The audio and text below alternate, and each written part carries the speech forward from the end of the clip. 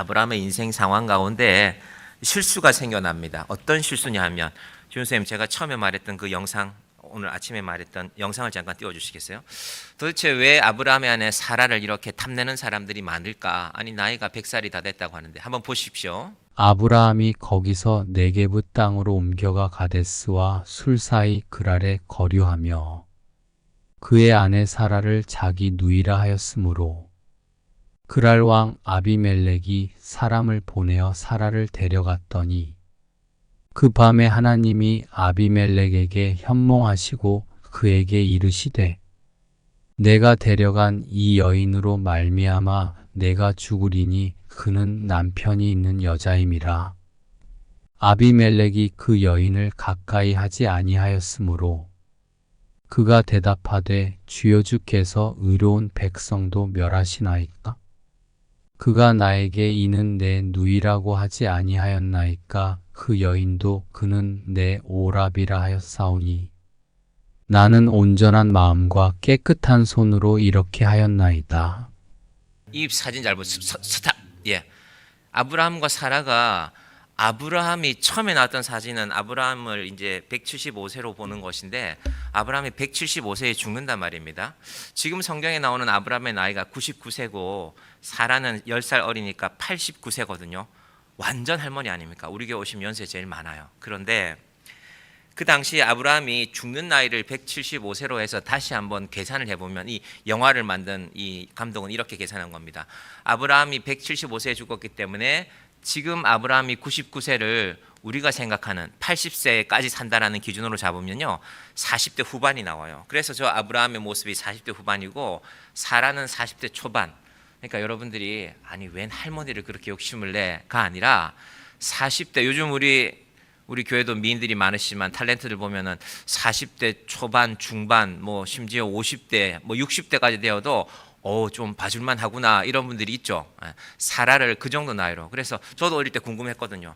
아니 100살이 된 90살이 된 할머니를 누가 그렇게 욕심을 냈을까 했는데 제가 저 영화를 만든 감독의 설정을 보니까 우리가 이렇게 이해하는 것도 좋겠구나. 예, 여기까지만 보면 됩니다. 그 말씀 드리고 오늘 설교 시작하겠습니다.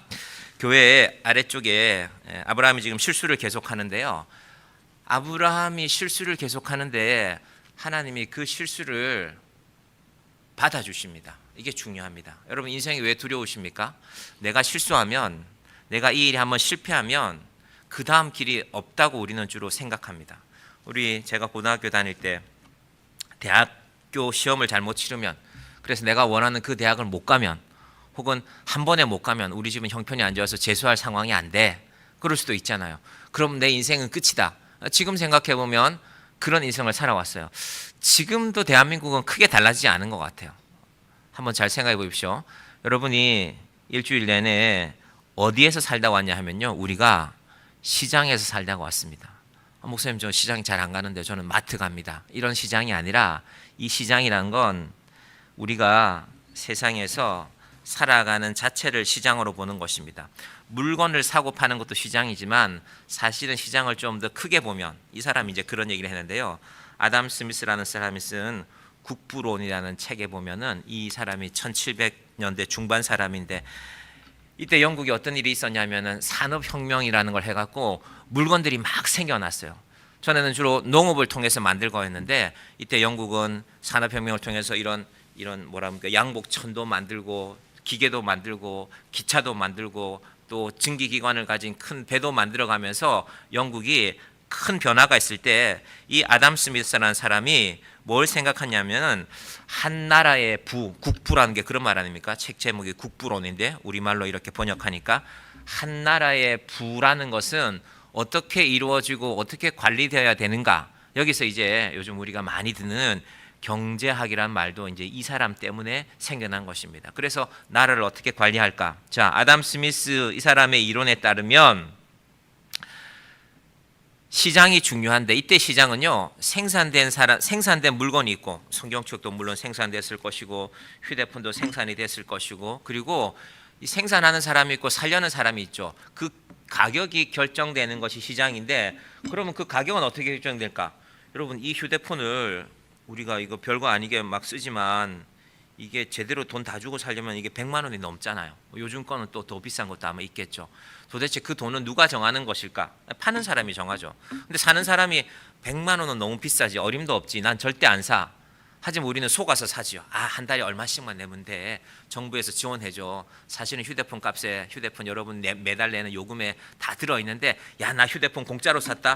돈 다 내면서도 우리는 항상 공짜로 샀다고 자랑을 삼으며 살죠.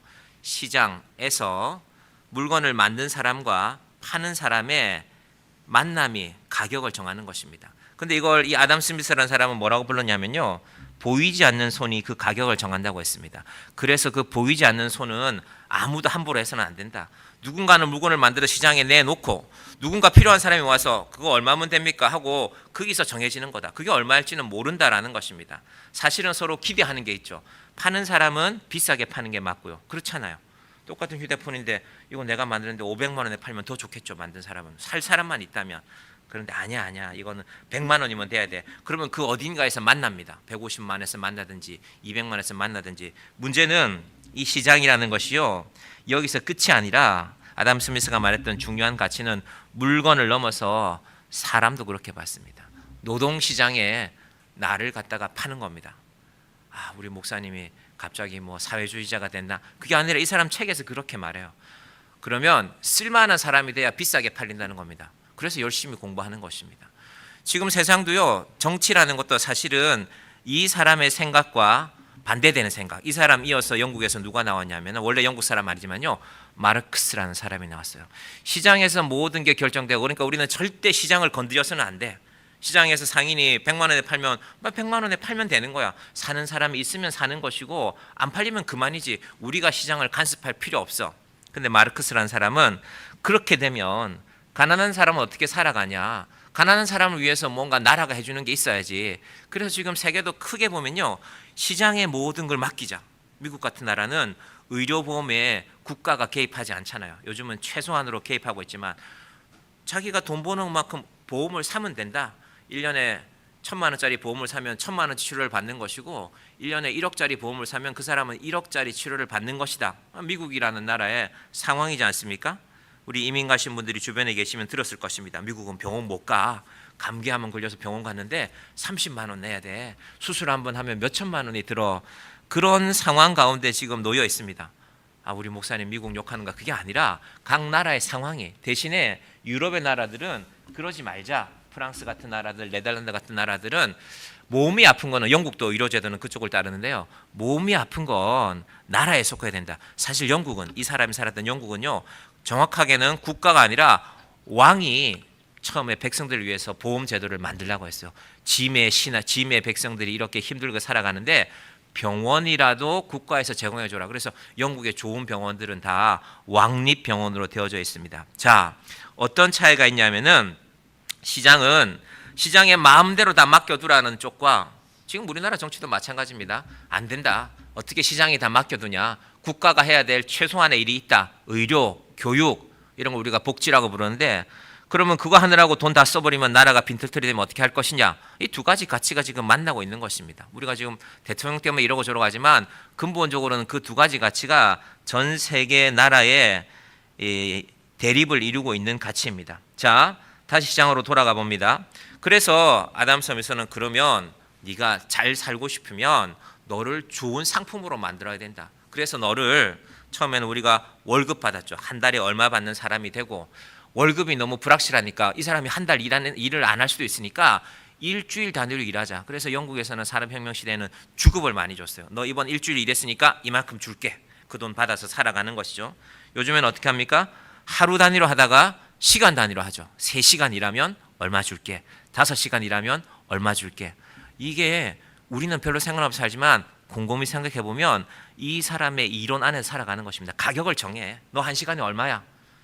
요즘은 또 연봉이라는 제도도 도입돼서 이 연봉은 도입되는 배경에는요. 어떤 게 있냐면요. 1년 동안 네가 우리 회사를 위해서 일한 가치를 한 달 단위로는 만들어내기 힘들어요. 영업직이라면 1년 통계를 내보는 거죠. 예를 들면 여름과 겨울에 팔리는 물건이 다를 수도 있거든요. 그래서 너 1년 동안 요만큼 우리 회사를 위해서 벌어줬으니까 연봉을 이만큼 줄게 라고 하면서 주로 이제 미국 같은 나라에서 요즘 우리나라도 많이 도입됐지만 연봉으로 그렇게 계산하는 것입니다. 자, 정리해 봅니다. 이 시장이라는 개념이 지금 우리는 한 50년 전, 70년 전으로 돌아가 보면요. 시장을 언제 한 번씩 갔냐 하면요. 5일에 한 번 갔잖아요. 장날 서잖아요. 장날. 우리 장현에도 장이 있는데 2일하고 7일 날 장이 서죠. 그럼 그때 5일에 한 번 가서 시장에 가는데요. 그때 시장에는요. 제한이 있습니다. 사오는 물건의 제한. 어떤 제한이 있을까요? 내가 아무리 돈이 많아도 물론 뭐 말을 끌고 가면 다르겠지만 사람이 손으로 물건을 들고 오면요. 들고 올 수 있는 게 한계가 있어요. 고기 한 건 사고 닭 한 마리 사고 채소 몇 개 사고 뭐 옷 하나 사고 이렇게 두 손에 들면 혹은 등에 메고 머리에 지면 더 이상 살 수가 없어요. 그러니까 아무리 돈이 많은 사람도 사올 수 있는 것이 제한이 있습니다. 반면에 지금은 어떻습니까? 우리 갈 필요도 없잖아요. 휴대폰 들고 가격까지 비교해가면서 뭐 100만 원치를 사든 1000만 원치를 사든 아무도 간섭하지 않지 않습니까? 그런 시대에 살고 있으니까 시장의 기능이 아주 편리해지기도 했지만 동시에 어떤 일이 생겨났을까요? 조바심이 나는 거죠. 아, 돈만 좀 있으면 저렇게 좋은 걸 많이 살 수 있는데 나는 돈이 없어서 못 사는구나. 여러분 시골에서는요. 장날에 가서 어떤 집은 고기도 사오고 어떤 집은 생선도 사오겠지만요. 먹는 게 비슷했어요. 보통 된장찌개 먹고 김치찌개 먹고 김치찌개에 뭐가 들어가는 재료가 조금 다를 수 있겠지만 근데 지금은 그 모든 것들이 시장을 무한대로 이용할 수 있기 때문에 생각이 달라진 것입니다. 여러분 시장에서의 모든 것의 본질은 뭐냐 하면요.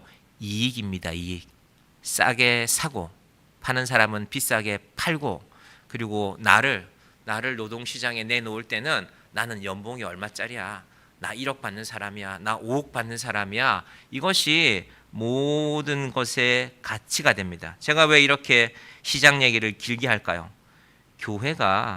교회는 시장과 다르다는 말씀을 드리기 위해서 시장은 지극히 이기적이라 해야 됩니다. 나를 위해서 사는 것입니다. 나를 위해서 더 맛있는 거 사고 더 좋은 데 가서 놀고 더 신나게 살아가고 이번 연휴 기간에도 아마 항상 역사상 제일 많은 사람이 공항에 갔다고 하는데 제가 공항에 안 가봐갔지만 많은 사람들이 나는 이번에는 꼭 외국 나갈 거야. 이 설날 연휴 이렇게 긴데 여러분 그 사람이 뭘 사든 우리는 상관하지 않습니다. 그러나 사람들은 동시에 나도 내년에는 생각하죠. 그죠? 우리도 마음속에 뭔가 품잖아요. 나도 내년에는 저 비행기 타는 대열에 한번 껴봐야 되겠다.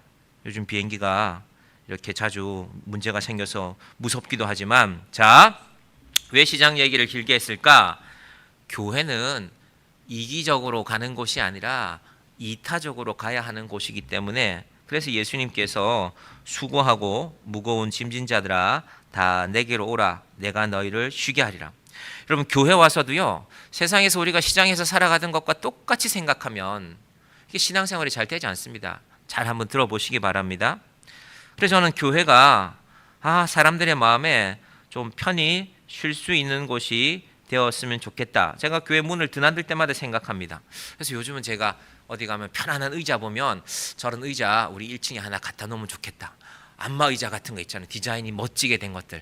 야, 저런 거 하나 좀 갖다 놓고 그날 주방에서 수고하신 분들, 설거지 하신 분들은 저 의자에서 좀 푹 쉬면 좋겠다라는 생각도 합니다. 제가 주일 오후 예배에 대해서도 여러 번 생각하는데요. 우리가 주일날 주로 한번 만날 수 있는데 여러 가지 상황 때문에 그러면 우리가 오전에 이렇게 한 번만 모이고 주일 오후에 모이지 않는 것은 좀 손해가 아닐까? 그러나 한편으로는 우리 교인들의 삶이 일주일 내내 여러 가지 상황 가운데서 지치고 힘든 분들도 있을 것인데 우리가 주일 오후 예배에 대해서는 또 한 번 더 심사숙고해야 되겠다라는 두 가지 생각을 늘 함께 합니다. 자, 지금 제가 말씀드린 것을 정리해 보면요. 세상은 이익을 위해서 살아가는 것입니다. 여러분들이 오늘도 교회만 마치면 집에 가시면 내일부터 여러분 직장에 가시면 뭐가 이익이 될까? 뭐가 돈이 될까? 우리는 그 고민하며 살아갈 것입니다. 근데 뭐 이 사람 이전에도 여러 사람이 있었겠지만 이 국부로라는 책이 만들어진 이후로 사람들은 그것을 쫓아가기 시작했습니다. 여러분 똑같은 돈이지만요. 유럽 사람들이 생각하는 돈의 개념은 좀 다릅니다. 유럽 사람들은 세금이 분명하기 때문에 뭐 보통 경우가 다르지만 대체로 우리 돈으로 한 10만 불 이상, 뭐 한 1억 3천만 원 이상 연봉을 받으면요. 절반 정도가 세금입니다. 그러니까 1억 5천만 원 받으면 7,500만 원 세금 내기 때문에 8천만 원 받는 사람은 20% 세금 내면요. 8천만 원 버는 사람과 1억 5천만 원 받는 사람이 크게 다르지 않아요. 우리 목사님 저런 나쁜 걸 배워갖고 사회주의 얘기를 하네. 그게 아니라 유럽 나라들이, 사실 우리나라도 그래요. 우리나라도 개인 소득자들, 우리 교회 설계하신 이분, 그리고 우리 구조기술사 요거 해주신 분들, 그런 분들 연봉 많단 말이에요. 1억 다 이상이란 말이에요. 그런 분들도 세금 정리할 때 목사님 우리 많이 벌어봐야 소용없어요. 요 기준 이상이면요 우리는 절반은 세금으로 내요. 사실은 그런 분들 덕분에 또 많은 국민들이 살아가고 있는 것입니다. 그런데 교회를 그런 관점으로만 보지 마시고 오늘 아브라함을 한번 잘 보시면요, 세상에서는 그래서 실수하면 용납이 잘 안 돼요. 여러분 이 사람이 국부론에서 나온 그 다음 개념이 뭐냐 하면요, 국부론에서의 핵심 개념은 자본이 많아지는 것입니다. 그래서 자본주의라는 개념이 나왔습니다. 자본이 있는 사람이 그 자본을 가지고 기업을 일궈야 됩니다. 그럼 자본이 없는 사람은 어떻게 됩니까? 자본을 만들어야죠. 그래서 주식회사라는 게 나오게 됩니다. 그러면 주식을 팔자. 내가 지금은 우리가 돈이 없지만 우리 회사가 가능성이 있으니까 한 주에 5,000원씩에 사라. 이거 나중에 5만 원 되고 50만 원 될 거다. 그래서 그 주식이라는 큰 테두리 안에서, 주식회사라는 큰 개념 안에서 우리나라 경제도 돌아가고 있는 것입니다. 주식을 가진 회사의 오너가, 최고 경영자가 실수하면 큰일 나죠. 주가가 한꺼번에 막 몇 천억씩 빠질 수도 있잖아요. 그래서 세상은 실수에 대해서 잘 용납하지 않습니다. 그래서 기업의 임원이 되면요 1년씩 임원은 계약해요. 삼성전자도 현대건설도 1년으로 계약해서 1년 동안 성과가 좋으면 또 계약하는 겁니다. 대신에 연봉은 꽤 많죠. 보통 사람의 월급보다는. 하지만 잘못했으면 너 잘못했으니까, 이익을 못 냈으니까 책임지고 물러가라는 것입니다. 그러니까 경쟁이 치열하죠. 잠 안 자고 일하죠. 24시간 일하고 365일 일하는 것입니다. 여러분 하나님은 교회를 그 개념으로 보지 않기를 바랍니다. 자칫 잘못하면 교회도 그렇게 될 수 있죠. 세상에 속해 있으니까. 교회도 세상에 속해 있잖아요. 여러분이 일주일 내내 세상에 살기 때문에 교회를 올 때 우리의 마음가짐을 어떻게 해야 되는가 때문에 이 말씀을 드리는 것입니다. 자, 아브라함이 인생을 살다가요 실수를 많이 합니다. 여러 번 실수합니다. 아니 아브라함은 믿음의 조상인데 실수하면 어떡해? 그러면 모범이 되지 않잖아. 그래서 중요합니다. 아브라함이 실수가 없기 때문에 믿음의 조상이 된 것이 아니라 아브라함의 실수 가운데 하나님이 어떻게 하는가가 보여지고 있습니다. 요거 에어컨 2칸만 낮춰주시겠어요? 요 세기를. 예. 자, 아브라함이 어떤 실수를 하냐면요, 이게 창세기 12장에서 반복된 실수였거든요. 어떤 실수를 하냐면요, 하나님께서 지금 약속해 주신 것이 있잖아요. 어떤 약속했습니까? 내년이면, 우리 지난 시간에 내년이면 아브라함의 아들 이삭이 태어나게 됩니다. 이제 아브라함 99세입니다. 100세 되는 때에 분명히 이삭이 태어난다고 여러 번 약속하셨고 사라에게도 약속하셨습니다. 여러분 내년에 지금 내 아이가 태어날 건데 하나님이 약속하신 그 땅에 있어야 됩니까? 어디 이사 가면 되겠습니까? 지금 하나님이 땅을 주셨고 그 다음에 자녀를 약속하셨고 복을 주시겠다고 약속했는데 이게 다 한 단 묶여 있습니다. 그러면 떠나가면 안 됩니다. 그런데 아브라함이 떠납니다. 그게 오늘 본문의 시작입니다. 자, 아브라함의 실수지요. 1절하고 2절 한번 띄워주시겠습니까? 같이 볼까요? 아브라함이 거기서 네게브 땅으로 옮겨가 가데스와 술 사이 그랄에 거주하며 그의 아내 사라를 자기 누이라 하였으므로 그랄 왕 아비멜렉이 사람을 보내어 사라를 데려갔더니, 이 창세기 12장에서 했던 실수와 비슷하거든요. 그때도 하나님이 약속한 땅에 거하지 않고 아브라함이 막 옮겨갔습니다. 그래서 그때는 애굽 땅으로 갔습니다. 애굽 땅에 가서 애굽의 바로 앞에 섰는데 바로가 이 사라를 욕심냈죠. 괜찮은데? 미인인데? 내가 찾아야 되겠는데? 같은 일이 반복해서 벌어집니다. 다만 그 떠나는 장소가 이번에는 그랄이라는 곳에 가는 것입니다. 이상하죠? 하나님이 약속했는데 아브라함이 왜 떠날까요? 아브라함의 마음속에 염려가 생겼기 때문입니다. 이거 다르게 말하면 상황이 좋아지지 않은 것입니다. 하나님의 약속이 분명히 있고 지금 아브라함 먹고 사는데 아무런 문제 없습니다. 그래도 불안한 것입니다. 여러분 돈이 많은 사람은 불안하지 않습니까? 불안하다니까요. 여러분이 100억이 없어서 모르는데 100억이 있는 사람도 불안하대요. 제가 증권회사 다니는 한 청년 얘기했잖아요. 현금으로 500억 이상 가진 사람을 270명 정도 만났는데 마지막에 한 번씩 물었대요. 이 친구가 목사님 아들이거든요. 아니 회장님은 이 정도 자산이 있는데 뭐 불안할 게 있습니까? 아니야 내 친구는 1,000억이 넘었단 말이야. 나도 1,000억 한번 모아봐야지. 여러분 말도 안 되는 얘기 같지만 사람들은 그렇게 말도 안 되게 살아가고 있습니다. 여러분 1,000억 없는 거는 그 사람이나 우리나 똑같습니다. 100억 있는 사람이나. 그러니까 너무 염려하지 말고 아브라함이 지금 하나님이 약속하신 것들이 충분하지만 장래에 어떻게 될지 모른다는 불안함 때문에 옮겨가는 것입니다. 그래서 그랄이라는 땅으로 갑니다. 자, 문제는 우리입니다. 우리. 아브라함만 그렇게 하는 것이 아니라 우리도 그렇게 합니다. 여러분 하나님이 아브라함에게만 약속하신 것이 아니라 우리에게 주신 이 모든 것들이 하나님의 약속이거든요. 제가 여러분한테 성경 말씀 읽으라고 하고 나서 말씀을 좀 잘 읽게 할 수 없을까 하고 제가 시범적으로 만들어 봤습니다. 10장을 만들어 봤는데요. 제가 뒤에 둘 텐데 2월 첫 주 갈라디아서부터 해서 오늘 주보 앞에 있는 여러분 주보 앞에 보시면 오늘 이번 주간에 읽은 성경 본문들이 쭉 나오거든요. 여기 그거에 관한 각 장별로 제가 문제를 한 문제씩 뽑아봤습니다. 이 문제를 어디서 뽑았냐면요. 딥시크라는 중국이 새롭게 만든 AI 프로그램에서 한번 뽑아봤습니다. 꽤 괜찮은 것 같아요. 지금은 또 이게 무료거든요. 좀 지나면 아마 돈을 받을 거예요. 여러분도 기회가 되시면 한번 사용해 보시기 바랍니다. 아브라함이 하나님이 약속을 준다고 했는데도 이 많은 약속들이 우리에게 있는데 우리는 잘 안 믿어요.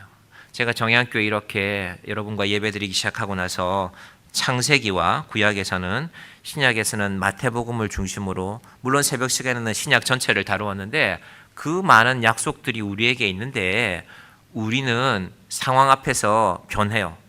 하나님, 약속은 좋습니다. 하지만 내 인생이 불안합니다. 사람들은 늘 염려하죠. 그래서 많은 것에 투자합니다. 우리 건강을 위해서 얼마나 많이 투자합니까? 우리가 조금만 아파도 병원도 가고 제가 분리수거할 때 박스들을 한번 유심히 봐요. 도대체 사람들이 뭘 저렇게 많이 사요? 여러분 분리수거할 때 보면 여러분 집 앞에 박스가 산처럼 쌓여 있잖아요. 그죠? 사람들은 다 돈이 없다고 말하는데 박스는 산처럼 쌓여 있어요. 그 박스가 공짜로 갖다 줍니까? 그 안에 뭔가 들어있잖아요. 아, 건강식품이 되게 많다는 걸 제가 봐요. 아, 사람들이 이런 것도 먹는구나. 이런 것도 먹는구나. 홍삼도 먹는구나. 아, 사람들이 몸에 그만큼 투자하는 것입니다. 여러분, 아브라함의 이 상황이 어떤 상황이냐면요. 자꾸 믿음이 약해지는 거예요. 여러분, 세월이 지날수록 믿음이 강해지면 좋겠죠. 그런데 그런 일보다는 사실은 믿음은 잘 약해집니다. 우리 몸이 약해지는 것처럼. 근데 사람들은 몸이 약해지는 건 투자를 많이 해요. 약도 먹고 병원도 가고 어떻게든 내가 살 길을 찾는데 믿음이 약해지는 것에 대해서는 별로 관심 없어요. 아유, 믿음이야. 뭐 내가 어쩔 수 있나? 그렇지 않습니다. 여러분, 믿음을 위해서도 여러분이 예배에 열심히 참여하시고 기도하시고 말씀 읽으시고 그리고 내 믿음이 자라도록 갈망을 하셔야죠. 우리가 아플 때는 그렇게 민감한데 내 영혼이 나빠지고 있고 내 믿음이 사라지고 있는 데는 무심한 것이 우리 모습 아닙니까? 하나님 지금 아브라함을 통해서 그걸 보여주는 겁니다. 아브라함 지금 아무런 문제가 없어요. 하나님의 약속도 있고 지금도 살만하고 자녀도 태어날 것이고 모든 것이 하나님의 약속 안에 들어있지만 상황이 가뭄이 생겼대. 여기서 이제 농사가 잘 안 돼. 양이 먹을 풀도 없어. 그랄 땅으로 가야 되겠다. 염려와 불안이 그렇게 만드는 것입니다. 이 아브라함의 염려와 불안을 만드는 구체적인 역사 하나가 있는데 그것은 바로 헷 족속이라는 새로운 족속의 출현입니다. 아브라함이 뭘 경험했냐면요. 롯이 소돔과 고모라에 살다가 포로로 끌려갔을 때 그 롯을 잡아간 사람들이 뭘 가졌냐면요. 헷 족속의 철기 문명을 가진 사람이었습니다.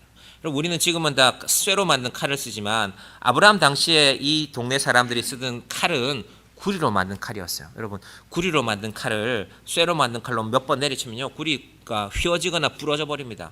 그러면 전쟁이 안 되죠. 아브라함이 헷 족속에 대한 두려움이 생겨난 것입니다. 이 땅에 헷 족속이 점점 늘어나고 나중에 아브라함이요, 그의 아내 사라를 장사할 때 그 땅을 누구한테 사냐면요, 헷 족속에게 삽니다. 그러니까 아브라함의 현실이 그대로 이루어졌죠. 점점 새로운 사람들이 다가오는 것입니다. 내가 여기서 한 달 매출이 한 1,000만 원짜리 가게를 잘하고 있는데 주변에 무시무시하게 큰 마트가 하나 들어왔어요. 사람들이 다 그렇게 몰려가 봐요. 이 동네에서 많이 봅니다.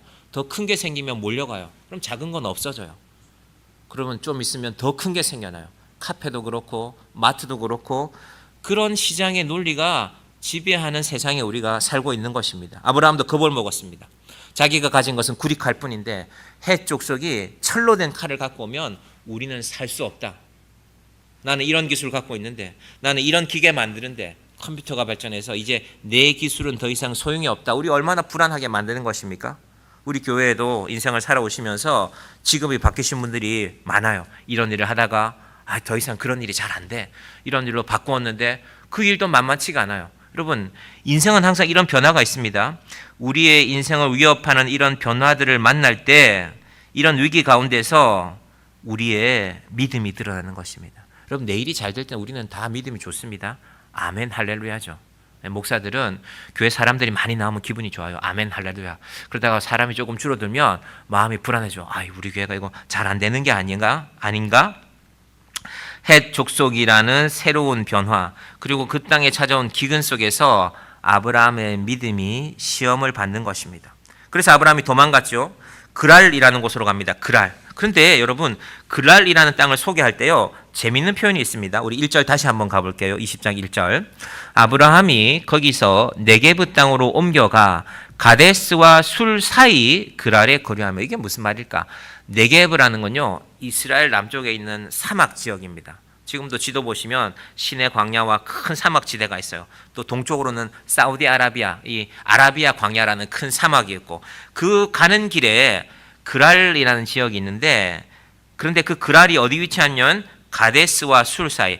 가데스는요, 이스라엘로 치면 제일 남쪽이고요, 술은 이집트로 치면 제일 북쪽입니다. 그런데 그 가운데 이 그랄이라는 땅이 있어요. 이건 무슨 말이냐면요, 이스라엘도 아닌 것이 이집트도 아닌 것이라는 것이 됩니다.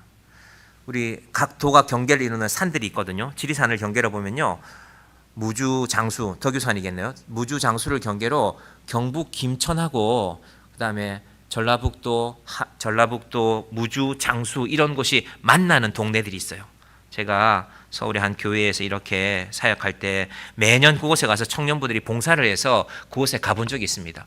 분명히 행정구역으로는 전라북도인데요, 가보면 경상도 사투리가 많아요. 김천에서 시집온 분들이 많거든요.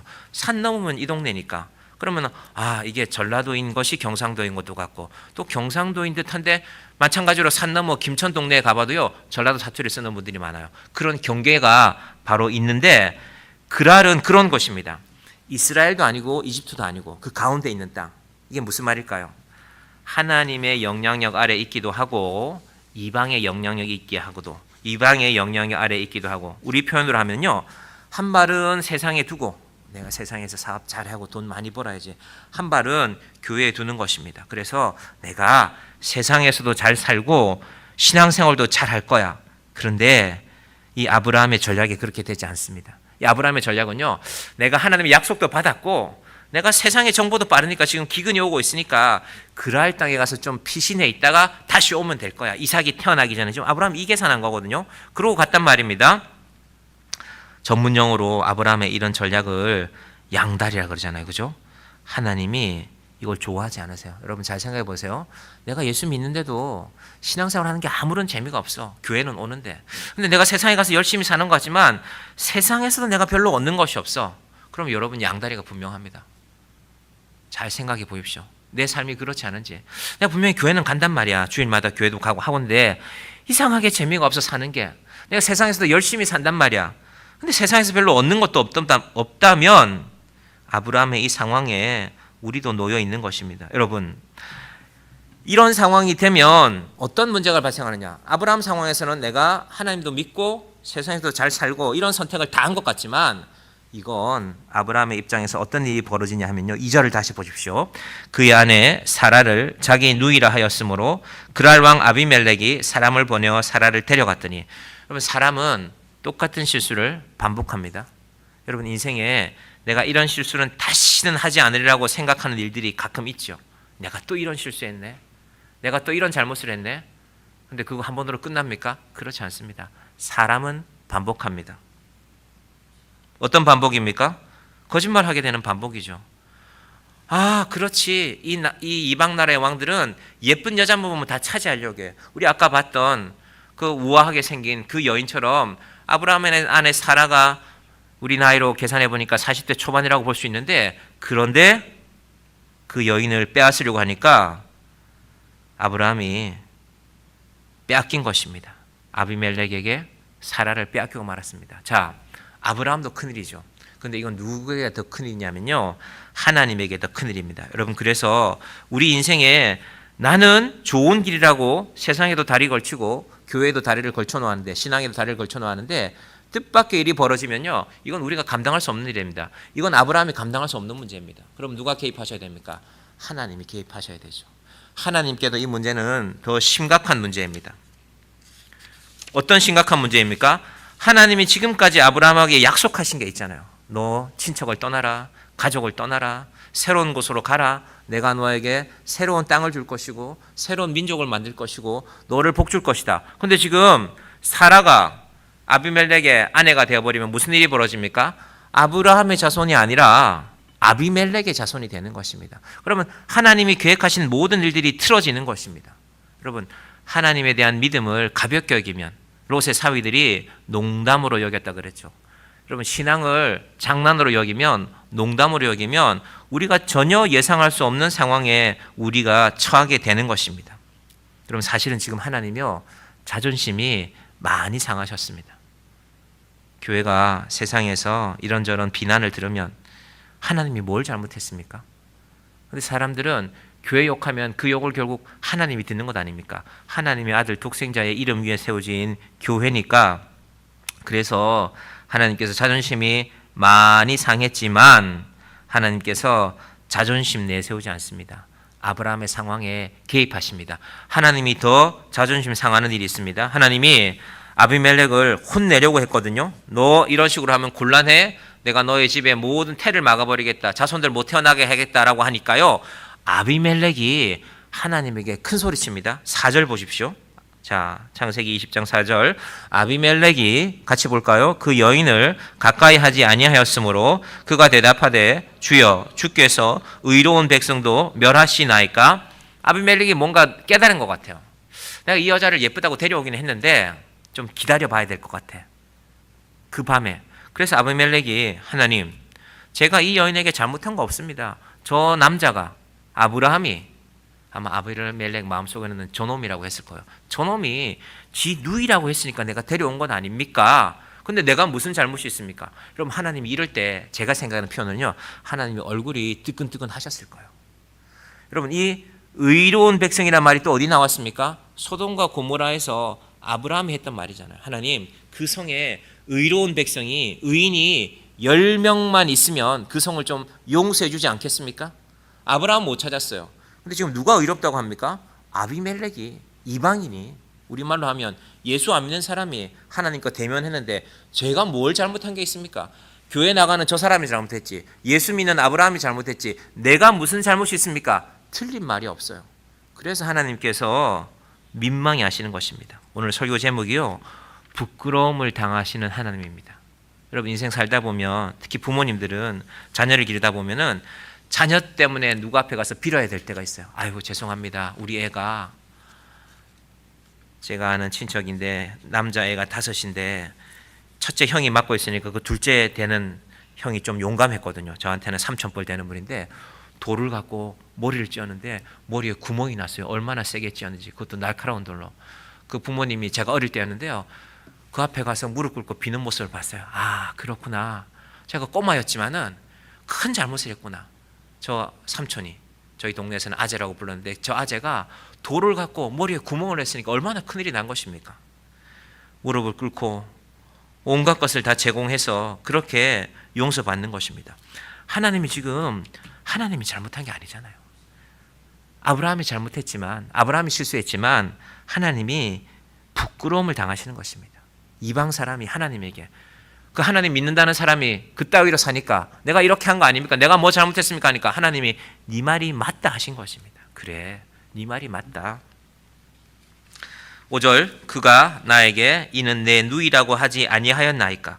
그 여인도 그는 내 오라비라 하였사오니. 아브라함만 그렇게 말한 게 아니라 사라도, 아브라함이 그렇게 말했으니까 사라도 네네네 맞습니다. 제가 저 사람 여동생입니다. 이런 상황이 전개되고 있는 것입니다. 하나님께서 막으셨습니다. 사람이 할 수 없는 일로 누구의 꿈에? 아비멜렉의 꿈에 나타나셨습니다. 6절 하나님이 꿈에 또 그에게 이르시되 내가 온전한 마음으로 이렇게 한 줄을 나도 알았으므로 너를 막아 내게 범죄하지 아니하게 하였나니 여인에게 가까이 하지 못하게 함이 이 때문이라. 그런데 사실은 아비멜렉을 막은 것도 하나님이었습니다. 여러분 우리가 하나님에 대한 믿음 가운데 이 사실이 중요합니다. 우리는 세상에서 내가 어찌할 수 없는 일들이 세상에는 있잖아요. 내 직장에 사장님의 마음을 내가 어찌할 수 있습니까? 근데 하나님은 하실 수 있습니다. 그래서 여러분이 세상에 염려하는 일들이 나타났을 때 내가 하던 일이 이런 어려움에 처했어. 이게 잘 되던 일이었는데 갑자기 더 큰 업체가 나타나고 갑자기 더 큰 영향력을 가진 사람이 나타나서 내 일을 막아버렸어요. 나는 어쩔 수가 없어요. 그러나 하나님께서는 하실 수 있습니다. 그래서 기도하자는 것입니다. 2월 3일 날 내일 아침에 우리 구정 연휴도 끝나고 모여서 기도하며 이 한 달을 살기 위해 하나님 앞에 기도하며 나아가십시다. 자, 이방 사람 그랄 왕 아비멜렉이 하나님께 따지고 있죠. 근데 하나님이 그래, 네 말 인정한다. 하지만 그 사람의 아브라함의 아내를 돌려보내라고 합니다. 왜? 하나님의 약속 때문에. 여러분 아브라함만 실수합니까? 우리도 실수하지 않습니까? 우리도 세상에 두려운 것이 많아서 이 아담 스미스가 말한 국부론의 세상, 자본주의의 시대를 살아보니까 돈만 가지면 내가 뭐든지 할 수 있을 텐데 왜 예수 믿는 사람이라고 그런 마음이 없겠습니까? 그런데 우리가 정신을 차려야 됩니다. 아, 이게 다가 아니구나.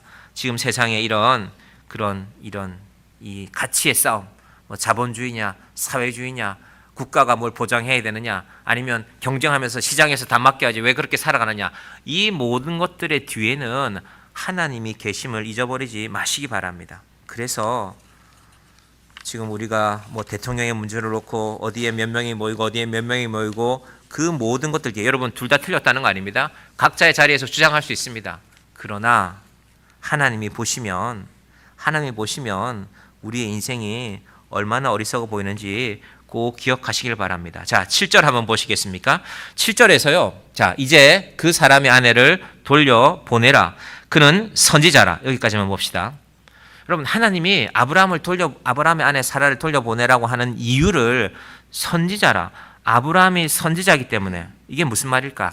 선지자 혹은 예언자인데 이건요. 내가 그 사람하고 한 약속이 있다. 예언이라는 거는요. 제가 여러 번 말씀드리지만 미리 예자가 아닙니다. 당신 아들이 뭐 대학에 합격해 이런 예언이 아니라 내가 말씀을 맡겼다는 것입니다. 이때 말씀은 아브라함과 하나님 사이의 약속. 그럼 우리도 이건 맡았지 않습니까? 성경에는 글자가 있는데 이게 내 마음에 분명히 새겨져야 약속이 되죠. 아우 나 우리 집에 성경책 많어가 아니라 나는 그 말씀을 믿고 있어. 그 말씀대로 살려고 해. 그 하나님과의 약속을 지키려고 하면 우리도 예언자가 되는 것입니다. 자, 오늘 창세기 20장의 결론이 무엇일까? 제가 지금 하나님께서 아브라함 때문에 부끄러움을 당했다고 하셨잖아요. 여러분 하나님은 지금도 우리 때문에 부끄러움을 당하고 있습니다. 여러분 세상에서 혹시 교회를 욕하는 어떤 얘기를 들으면요, 그건 동시에 하나님도 욕하는 겁니다. 교회를 욕하는데 어떻게 하나님을 욕하지 않을 수가 있습니까? 근데 그게 하나님 때문이 아니잖아요. 우리 때문이지 않습니까? 하나님께서 창세기 20장의 결론을 한번 잘 보십시다. 여러분 세상에서 때로 자식이 부모를 부끄럽게 하면 부모님들 중에 이런 말 하시는 분 있죠. 내가 너를 호적에서 파버리겠다. 우리가 자주 듣는 말 아닙니까? 하나님은 그렇게 하지 않으십니다. 하나님의 해결을 보십시다. 창세기 20장 16절, 17절, 18절을 볼 텐데 먼저 16절 보겠습니다. 사라에게 이르되 내가 은 1000개를 내 오라비에게 주어서 그것으로 너와 함께한 여러 사람 앞에서 내 수치를 가리게 하였느니 내 일이 다 해결되었느니라. 자, 이게 무슨 말일까?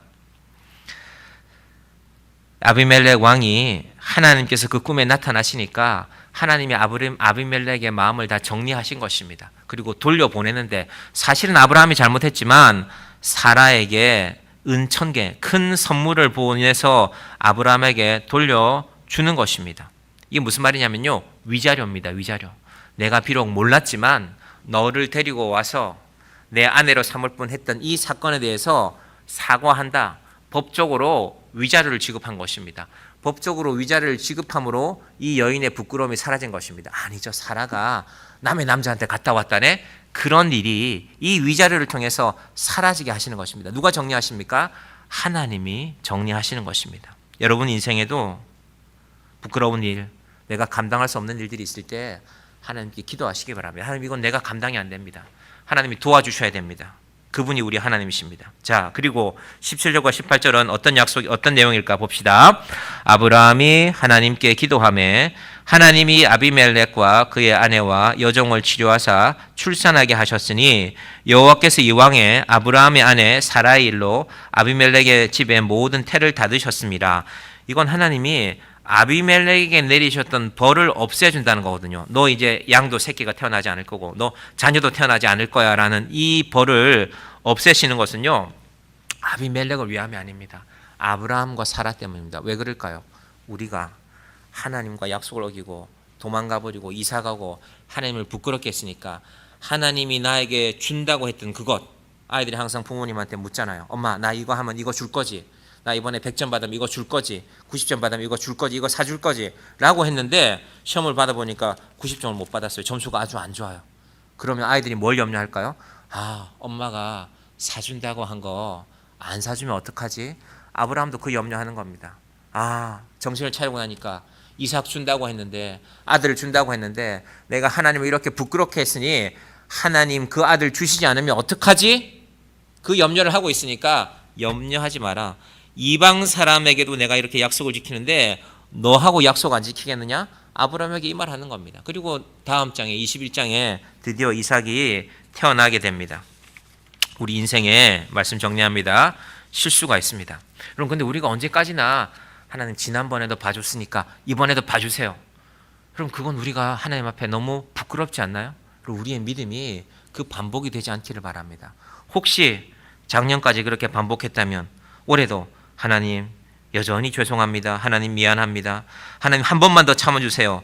여러분, 우리의 삶이 이러지 않기를 바랍니다. 하나님께서 평생토록 시장에 살면서 나의 이익만 바라는 인생이 아니라 하나님 앞에 믿음 안에 살면서, 하나님, 세상에서 내가 실수하지만 세상에서는 내 이익만 보며 살았지만 교회는 하나님 내가 이타적이 되는 것입니다.